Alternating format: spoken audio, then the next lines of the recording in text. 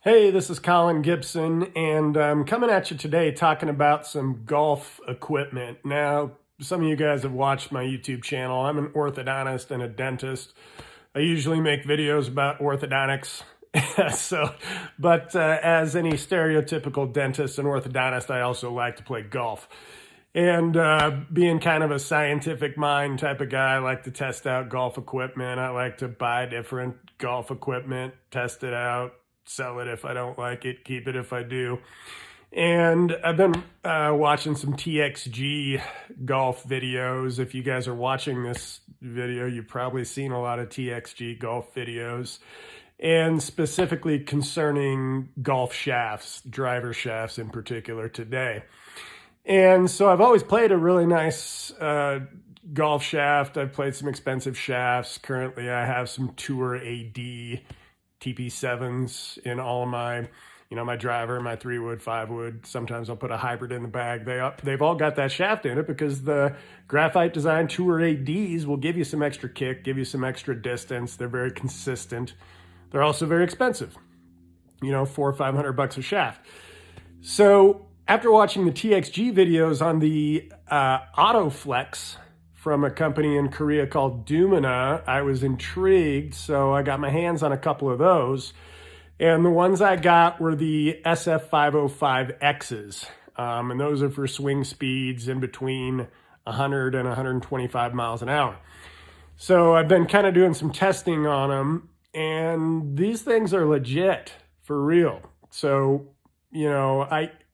with my Tour AD graphite design shafts, it's a TP7X model. I can usually swing my driver about 110 miles an hour pretty comfortably and hit it consistently. And that's a few miles an hour faster than like a stock driver that you get from Callaway or Titleist or wherever.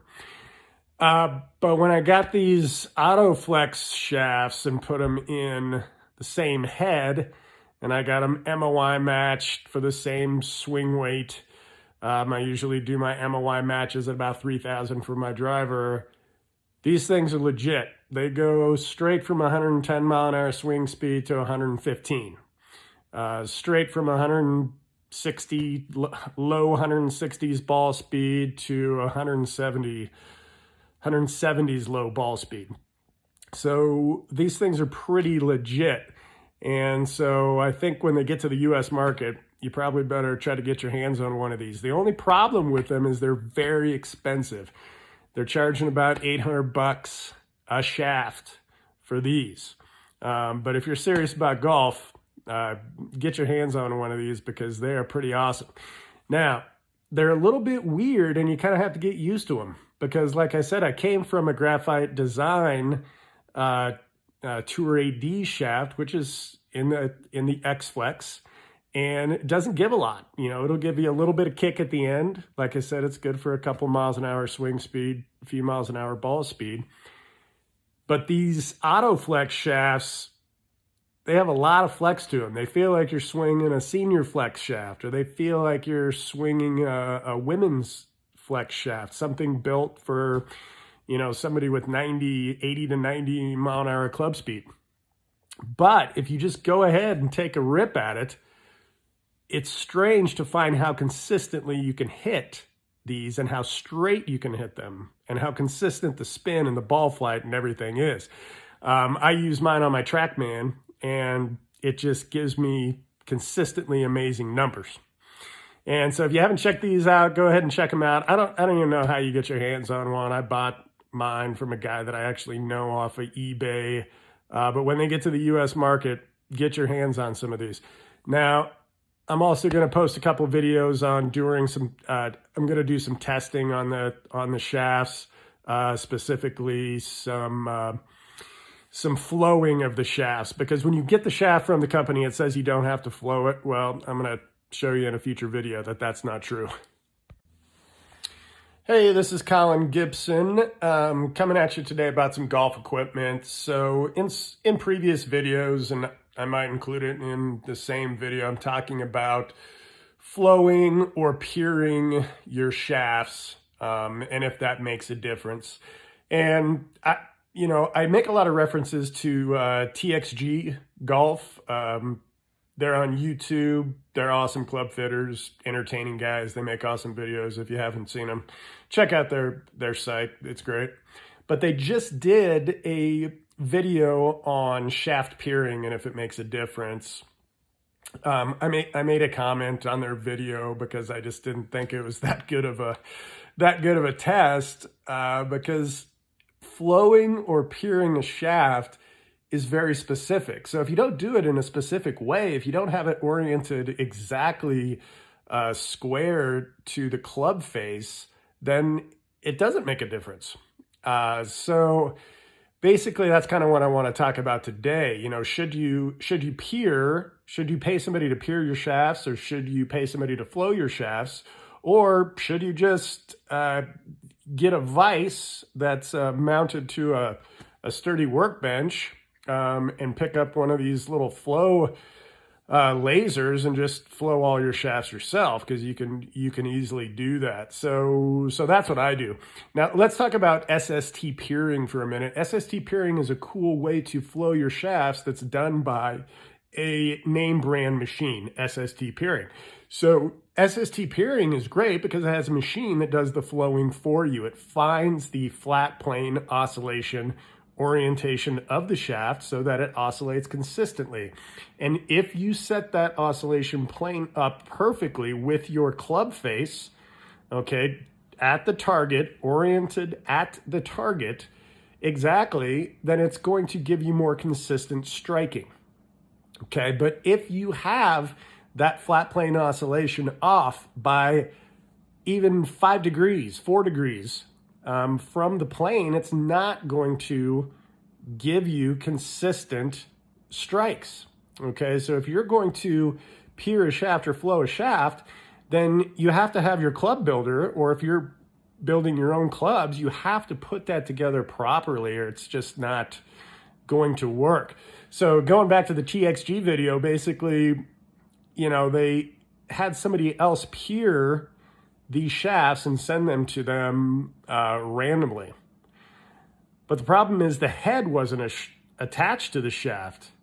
So if you get somebody to peer your shaft, and then you attach the head to an adjustable hosel, and they don't give you instructions on how you're going to attach that head to the hosel, then it's not peered at all. And that's the other thing. And then the other thing about the TXG video is, what was the other shaft that wasn't peered?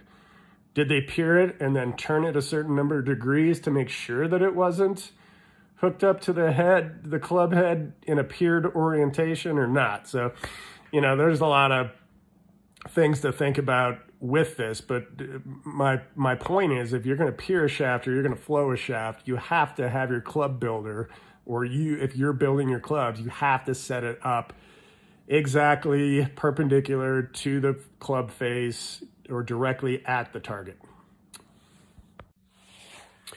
Hey guys, this is Colin Gibson. I've been doing some testing on our AutoFlex shaft. If you guys haven't seen videos on the AutoFlex shaft, it's by a company in Korea called Dumina. And this shaft is pretty legit. It gives you quite a bit more swing speed and ball speed. But when you buy it, it says that you don't have to peer it, or you don't have to flow it, because it doesn't have a flat plane oscillation orientation. So I'm going to show you some videos that show that it does. All graphite shafts have a certain plane that oscillates consistently, and pretty much all the other planes do not. Okay, so here's the shaft. This is an SF505X. You can see that. It's in the rainbow color. I've also got another one in the pink color that's also an SF505X that I have flowed, and it also has a very distinct flat plane oscillation. So watch the videos and I'll show you how that when you have it in a certain orientation, it oscillates perfectly. When you have it in any other orientation, it does not. Okay, here's the AutoFlex SF505X. when it is flowed in a good orientation here.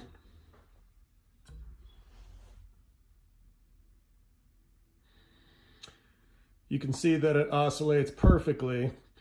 And now I'll show you if I just rotate it a couple degrees, it's way off again. Okay, here it is rotated about 5 degrees, one way or the other, actually just towards me. Let's do it again. Let's watch this for a minute. You can see how it is just not oscillating on plane. And I'll do another video where I show you rotated 90 degrees. Okay, now the shaft is rotated 90 degrees to the flat plane oscillation. And it starts out pretty good, but then you can see that it gets off and starts going sideways pretty quick.